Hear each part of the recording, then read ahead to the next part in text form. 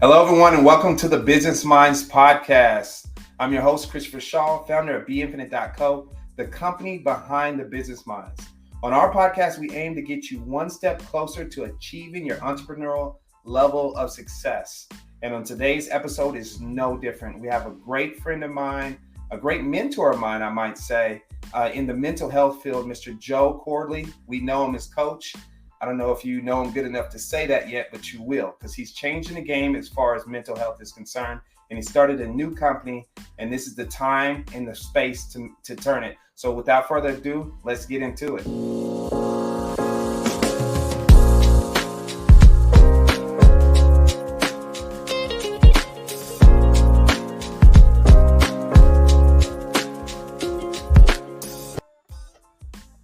All right, we're back. Let's get started. Let's bring Mr. Corley on the line, and we're ready to go. Hey, Joe, how you doing today, man? I'm doing good, brother. It's real fancy. It's a real fancy setup you got up here.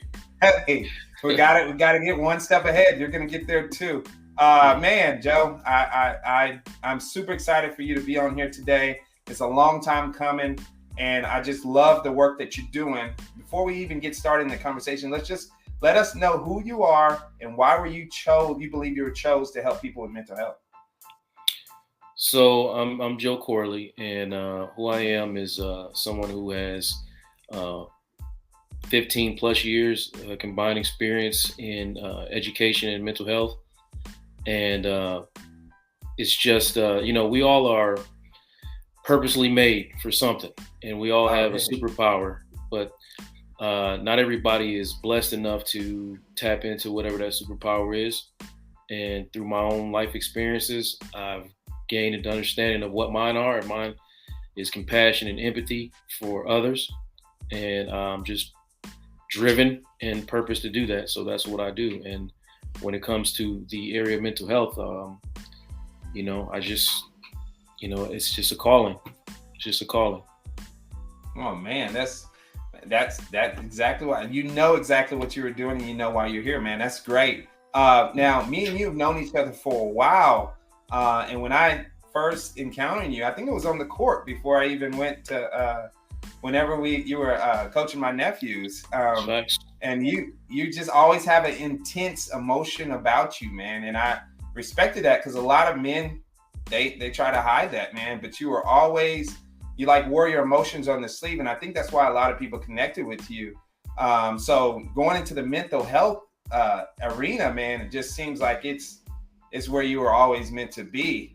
Now, I would like to say, when you're helping people, what area or what's your ideal client? Who are you looking to really help as far as in the mental health field? So for me, I like to focus on 3 specific areas. Although I've seen people from all different types of mental health standpoints, but I like to deal with couples, I like to deal with grief, and I like to deal with trauma. Oh, wow. Mainly because those are all 3 things that I've, dealt with on a real personal level. Okay, and can you give now from someone like me, what's the difference between grief and trauma? Oh, well, trauma could be simple as, when you were younger, your parents got divorced. That's a trauma. Okay. And that trauma affects, has a ripple effect on the rest of your life, depending on how you process that event. Grief, you lost somebody, someone died. Or, it could be just a loss of anything. You could have lost a relationship, heartbreak of some sort. You're in a romantic relationship and y'all split up. There's grief involved in that. There's a loss involved with grief, but mainly it's a loss of life. Oh, wow. Okay. And when somebody is an adult and stuff isn't going quite right in their life, it could be because of some hidden grief or trauma that they didn't deal with. Correct. Very correct. Okay. And kind of walk us through, how are you helping people find that? Couldn't that be like 20 years ago or 30 years ago and they don't understand what's really going on, or they just come to you because something is off, and then you just help them kind of backtrack? Can you walk us through that a little bit? Well, okay, so let's say a trauma shows up early in your life. Okay. Someone either dies or your parents divorce, and that that event causes you to start having a belief about the way relationships go or the way life is supposed to go, and you then process the rest of your life believing one thing, whether it's, and it could potentially be illogical, and your belief of that causes damage through your future relationships, your current relationships, because it keeps showing up some type of underlying unmet need that you had, and you just can't figure out, man, why does my relationship keep failing? Why do I keep, why am I showing up so angry all the time, and things of that nature? And sometimes it helps to go back and process, what got you to this place, and move forward and move out of it and go to a healing space. Oh, wow. And that could actually play into the couple part too, because sometimes we're looking for certain stuff and then we think that being in a relationship can help. And then you're bringing in that into the relationship as well, would you say? Mostly what draw couples to each other are unmet needs. Somebody that you found is meeting unmet needs somewhere for you that you gained probably early in life, or maybe in midlife somewhere. Either way, that's what draws couples to each other is that attraction of the unmet needs. But it's not always healthy, so that's where someone like me would come in and try to make it more healthy. Oh man, this is really deep, man. You could really be helping and impacting the whole world in a say. Do you when we're talking about starting a company, starting a business from this aspect, what type are we talking about? A whole journey that they go through? Or are we talking about just simply just attacking one piece of their life at a time and then just chipping away at it? Or is there like a finish line in this, or no? There's definitely a finish line. Okay. Wow. Okay. Some people just kind of like go through their life getting tune-ups. You come in and you have to process events as they happen. Last week you got fired, so that's something you need to talk to and process. But some people are dealing with, let's say, for someone who's struggling with grief, or a couple who is struggling to gain intimacy with each other. If you figure out what it is that's causing their underlying issue and kind of come up and construct a plan for them to basically avoid a lot of those triggers and then meet each other on a honest level, then there's no need for them to keep coming, unless it's kind of like an as need basis. Then, okay, something happened, or something traumatic happened in our life, and maybe we need to process it, or maybe you gain the tools from the sessions that we had that can help you communicate through whatever issue that comes up. So there's definitely an endpoint for everyone. Okay. Yeah, most of the time we talk about mental health, nobody really talks about an endpoint. They're kind of like, hey, you're kind of stuck with this, but you need to talk to somebody, which I understand that too. But it's good to, just from a hope standpoint, just to know, hey, that I don't have to necessarily live with this for forever, because that's like hopeless, right? Wouldn't you? No. That's kind of like giving out a hopeless message before we even started. Now, what would you do compare say to people that feel like this isn't like psychiatry, is it? No, that's something totally different. Psychiatry is something you're prescribing medicine. That's a totally different situation. Yeah, this is talk therapy, counseling, mental wellness. Okay, great. And when can we expect you to start taking in new clients and stuff like this? Well, I'm in the process of building a practice now. So okay, great. So I'm looking in the next month or two to roll out something that will start. Right now I'm just still kind of seeing some clients here and there as I'm building my practice through a third party, and also taking on a couple speaking engagements here and there. But right now I'm just trying to make sure that it is the way that I want it to look. Well, that's good. Always take your time when we're building these businesses. Now, what would you say to somebody from an entrepreneurial standpoint to saying that something like this shouldn't this be something you should be doing for free? Yeah, I mean, yeah, I can understand that. It should be free, 100%. It should be free to the consumer, but still, everybody deserves to get paid for Yes. their gifts. So there should be resources available for mental health services, 100%. And there Okay, are, great. and there are, Okay. And you know. we're look, and I hope to help you along your entrepreneurial journey to where we can get to some point to where we are doing that. But I'm 100% in agreement with you having a gift and then you using that gift to not only help people but feed your family.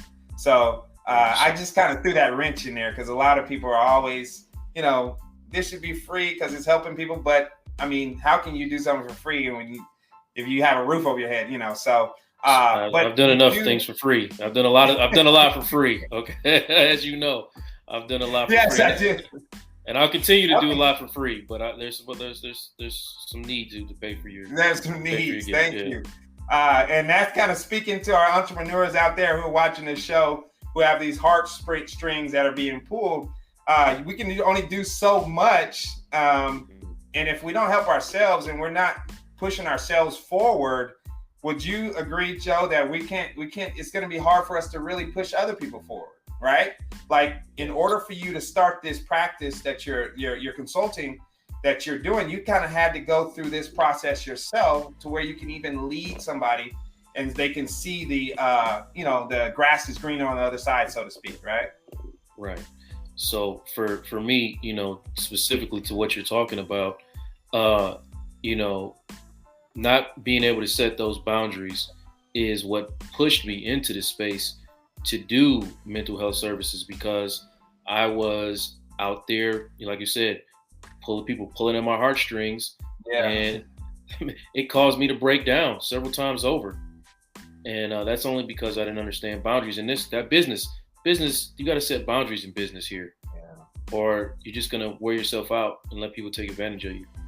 Yeah, I was hoping you were going to get to that, because even though we're helping people, you give, you may have that heart to give, but you're helping them so much that they never are really stopping to think about, hey, like he's giving me so much. I need to, this, how is he getting fed? Does he need something? I think that from a leader standpoint, and I'm talking to another leader, that a lot of the times people think that we just have an endless supply of just power and energy, and they don't realize you don't, and you can actually take advantage of people and break us down as well. But you're right, that's where we have to have our own boundaries, whether it's mean or whether they feel like it's mean or indifferent, whatever. We can't really help other people to our fullest ability without helping ourselves and pushing ourselves. So, and that's one of the things I learned with you, man, like just your outlook on life and your drive. I was talking, I've always had a drive for entrepreneurship, but it was very hard in the beginning to find my why. And you were one of the very first people that I've ever met that actually started with their why before it was even a thing. Now everybody's like, oh, you need to find a why. You need to find a why. Yeah. But Joe, like, you had this passion to where it really felt like every time I was in your presence, you were drawing from a why. You know what I mean? Like, and what I mean by that too is like you weren't getting paid for it. So that's when you're starting a business, your entrepreneurship, you find your why, because in the beginning, you're not going to get paid a lot, but that why keeps you going. And I feel like even you weren't thinking from an entrepreneur standpoint, but you were one of the very few people that I realized from the get-go was drawing from something other, even before I knew what it was. It's just like, okay, why do you have so much passion for this? And it seems to have very little reward back to you, and it just kind of got me thinking about, wow, and then when I got more of my entrepreneurial years, I was like, man, Joe was pulling from his why, even if you weren't conscious of it, that's what you were pulling from, because you always had the same level of intensity. I meet some people, they're down sometimes, and I'm not saying you didn't get down, but you just always had something driving you. And so I really admired that about you through all the people I've met, and you did it for the kids. You killed it. And so I was admiring you. Now, I wanted to get into today's times in mental health and the need for it, right? The need for a practice for a consulting firm like this today. Do you think there's a bigger need today than there was, let's say, 10 years ago? Absolutely. Well, I believe that the need for it is more understood today than it was 10 years ago. The need was probably there 10 years. Probably, yeah, exactly. People are more aware of their mental health needs and recognizing that a lot of the things that they went through, weren't normal.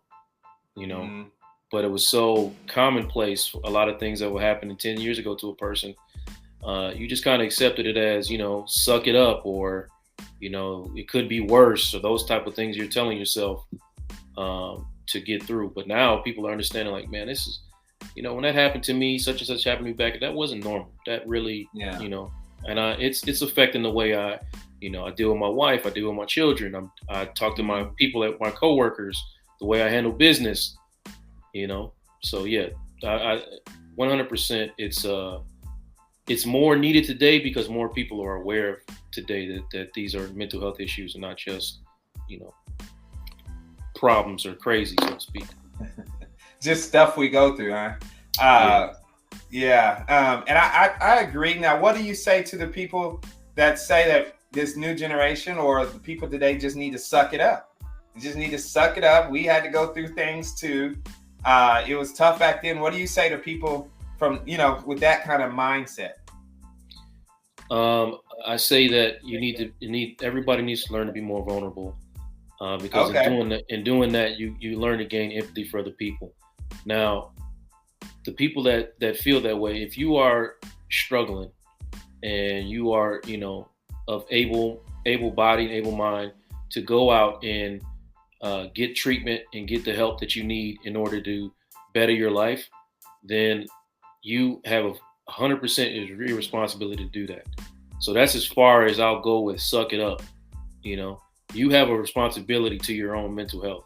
If I shot you in the arm, Chris, I wouldn't, are you going to suck it up, or are you going to go take yourself to the doctor? I'm going to the doctor, man. Right. And who's responsible for taking you to the doctor? Are you going to wait for somebody to take you, or are you going to take yourself? I'm gonna take I'm gone. I'm not even waiting on my smokers. You have a responsibility to yourself for your mental health. It's just the same as you would for your physical health. Your responsibility to go get yourself some help if you need it. Yeah. And I could see. Do you think that sometimes that mentality from people saying "suck it up" could keep other people in a closet, or so to speak, as far as wanting to go out and get help because they may think that it seems weak when it doesn't? Like you said, vulnerability. That's a word very seldom used in today. In human culture, human existence, we don't use that. That's sounds like a weak word. But now, I know you're not a weak man. For you to say it is going to hold some weight. Now, do you think that can help? That mentality keeps people from, like you say, going to the doctor, taking themselves to the doctor? I do. I do, because there is a stigma that's placed on mental health, especially in Black and brown communities. Yes. It's just people don't go. You don't go to the counselor. You don't go to the therapist. And and I should say that I want to be clear that when I'm saying some people are not able to help themselves. There are mental illnesses out there that kind of prevent people from taking the steps necessary to get the help that they need. And when I say what I'm saying, I'm not necessarily talking to them. There are people out there that need help, that aren't able to, let's say, take themselves to the doctor because they're not even aware of what they're doing. And that's a totally different situation. I'm just talking about, talk therapy type stuff. But yeah. And those people what if somebody brings someone else, you just refer them out to a more, more, I guess, different counselor? Yeah, I mean, sometimes, it's a little bit beyond the scope of just a counselor. When you're talking, that's when you're talking about psychologists and things like that. or institutionalized, Okay. places like that. We gotta, be checked into a hospital, something like that. Because I had a sister. She just recently, I just recently lost her, but she had schizophrenia, and you know, we went the majority of her life not understanding really what that was. Like I recently really understood what it was when I went to school and got educated on, on these type of things. So, but in our family, in our community, a lot of people would just call her crazy, not understanding that she has Yeah. very little control. This is a hereditary thing. She had very little control of acquiring that mental illness, and very little control over how to live with it. So a lot of times, these mental health issues are very systematic, and but for the most part, if you're somebody who just has the ability to, you're sitting around and you're sad all the time, you're angry all the time, and you're complaining about it, and you won't go see anybody, that's who I'm really talking to. Okay. Okay. Okay. And what do you deal with? Because I know you're talking about the brown and the black community. Uh, is there a central focus there, or are you just open to anybody with uh, that needs your services as far as mental health? Right now, I've only seen black and brown. Oh, okay. And It's they're not. kind It's of. not. Yeah, it's just that's just the environment that I'm in. It's not that I'm Mm-hmm. trying to focus on that, but it just happens to be where I am. So that's who. And plus, in my space, there are not many. The numbers, the disparity of black mental health, especially black males, doing what I do. There's a need. There's a need Yes. in there's a need in black and brown communities for people that look like me to do. So. Um, I don't want to say I'm strictly focused on that, but it's very important to me. Okay, yeah, no, and I can see why, man. Hmm. And I feel like from that standpoint, there is a stigma on us too, as far as African Americans. Men, we don't want like we don't go to the doctor as much. The physical doctor. We don't get the checkups. We don't do the things, and so we're not going to do that. Heck, I'm not going to let you dig around in my brain, and That's a bring fact. up stuff that could trigger me. But do you feel like from a mental health aspect? The pain and the that's what's bringing it, like we're trying to cover up the pain with the anger and the sadness and all this stuff instead of facing it. And how do you help somebody kind of face that? That seems like a tough, like I couldn't do what you do, So think so about it like maybe you've seen the movie Titanic when that boat hit the iceberg, right? yeah, So, yeah. so iceberg is sticking out of the water, and it's just this big thing of ice, sticking out of the water. That would be Hmm. considered at your anger. Okay. Underneath the water, underneath the surface, are is what's really going on. Mm. It's your sadness, your fears, and all of those things that are causing you to present above the surface as angry. But what's really happening is beneath the surface. Oh Um, man, that's a good analogy because I've always known that even when they showed that Titanic, they showed that little iceberg above, and it was big, but down below it it was was like huge. damn near, yeah, like a city or something. So Right. that's a very good analogy to paint the picture clear for us. Now, before we're almost out of time, but before we go, I want to tackle the couples just a little bit more Hmm. because, as like I know marriage is in decline, especially in our country. And you're not billing yourself as a marriage specialist or counselor, right? You're doing you deal on the, like you said, the underlining. And how do you do that with a man and a woman? Because we typically think different, so we come into a session together. You're I know you can't take sides, but how do how just give me a overview, we just for our listeners so we can Right. understand that process. So I would definitely call myself a couples counselor. Oh, That's you what, would? yeah, Okay, my yeah. So bad. that's what I've been doing for the last 2 years, for the I'm majority. putting. Yeah, I'm putting labels on you. My bad. No, sorry. The majority of the clients I see, we're talking are couples. And Okay. To sum it up, I would just say that a lot of couples come into these sessions and they want to win the fight. And they want the referee to call all the calls for them.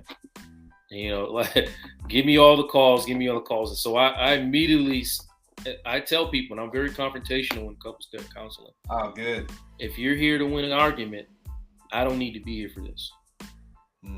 What I am going to help you do is help you to both to understand each other's realities better. First, understand that you do have separate realities.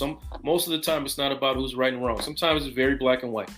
If you went out and you had sexual relations with a bunch of other different women, you're wrong in the situation.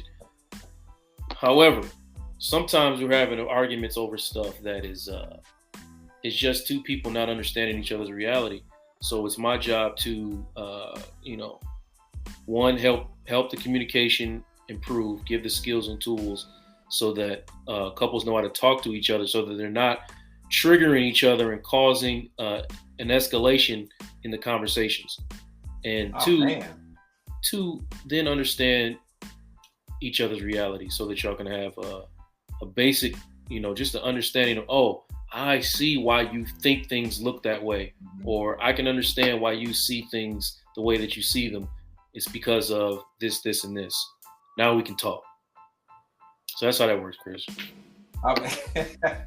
Hey, even though you're a new entrepreneur and you're going to start this, I love talking to people who have real skin in the game, who really know what they're doing. Because, Joe, I'm going to tell you, man, this mental health thing nowadays, it's almost like a badge of honor people wear, right? They're like, oh, hey, I can act this way because my mental health or whatever. And they're really not getting down to, trying to seek help, because that's scary, right? Mm-hmm. So for somebody to come on here and make your system, your flow, so layman that we can easily understand, that just lets me know that you put a lot of time and thought into what you're doing and that you understand, because I've never heard anybody say, use reality, that word like that, because you're right. What's the real reality? Reality means real, and versus a lot of people are living in that, a fake reality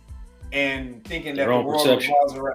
Huh? Yeah, they're living in their own perceptions. Yeah, they're living in their own perception, and they're not realizing, like, no matter what you see, that's just a little part of reality. So I really like how you said that. Like, you need to see each other. So that was really good, and that kind of shows your expertise. Now, I know you haven't got the company totally up and running, but if people are looking to talk to you, get down and get your services, how can we get in touch with you? How can we get your word out there?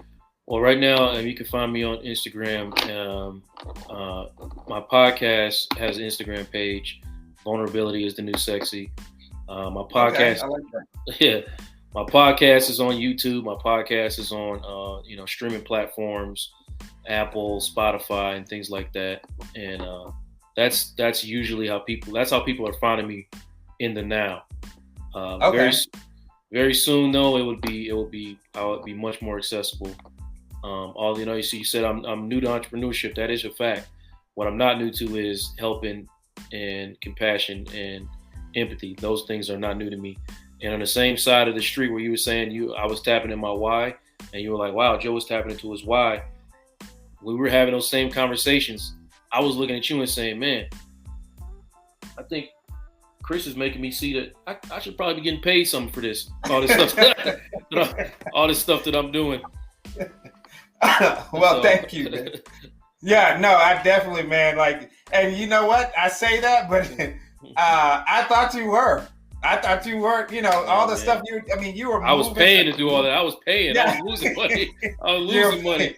You were paying. Well, you always had a group of people around you. So I'm thinking, if you got a group of people around you, and I'm helping y'all, we need to be, But no, I appreciate that, man. And that's why I love that you allowed me to, kind of work with you in the future and be a part of your entrepreneurial journey, So I could definitely get behind this because this is something I wouldn't naturally do. You know, I have more of a higher level of emotional intelligence than other people, but to actually help people with it, like I said, man, like this is a deep subject, and a lot of people. I love how you said if you're able to get help, you are, because people do try to wear this as a badge of like kind of like who they are, but they're not trying to really get help to find who they really are. You know what I mean? Mm-hmm. It's kind of like it's a cool thing nowadays, but it when we really need to get down to the group. So I commend you, and you know me, I'm going to be here helping you any way I can. We're going to have you on this show regularly to see how the journey goes, man, because you're going to be changing worlds, and we want to be right there with you, changing realities. I'm going to use that, Joe. I love that, man. I really love that. But yeah, man. So Instagram is vulnerability is the new sexy, right? Correct. Okay. And the podcast, we'll be checking that out, and we'll be sending out in our next newsletter. We'll make sure that we get that out to everybody who's going on the show. And just thank you, man. Once again, do you have any parting words for our audience before we get out of here? I'll just say that if somebody is a new entrepreneur and thinking about doing something like this, I think the biggest hurdle to get over, for me at least, was just the fear of doing harm. You know, like you're a helping person, or the fear of the getting past the guilt of taking money for something you did, to do and purpose to do. But just get out there, yes, find somebody like Chris that can help you kind of line the things up that need to be lined up. But don't be afraid to just get out there and do what it is you do. And that's how, I started seeing actually income from my gifts by just like, you know what? Yeah, okay, I'll take the money. People had to, I'll take some money for this, but I will still also, so that's all. Yeah. That's all I'll say. Just get over that fear and just get out there and do it. And then as you're doing it, then find somebody like Chris that can help you, line things up to make sure that they're running as smooth as possible. Thank you. Hey, and I did not pay him for that plug. So, but thank you, Joe. I appreciate that, man. I appreciate you being honest, vulnerable to us, and really showing us how you help people, man. You're going to be successful, Joe Corley. You're going to kill it, man. You're going to do it. I promise you, man. And I'm going to be there right part of the whole way, me and my team, to help you any way I can. And like I said, we're going to have you on this show. Thank you for joining us once again, Joe. And I can't wait to be on your show, me and my wife. We need to be on there and be vulnerable as well. So thank you once again. And until the next show, everybody.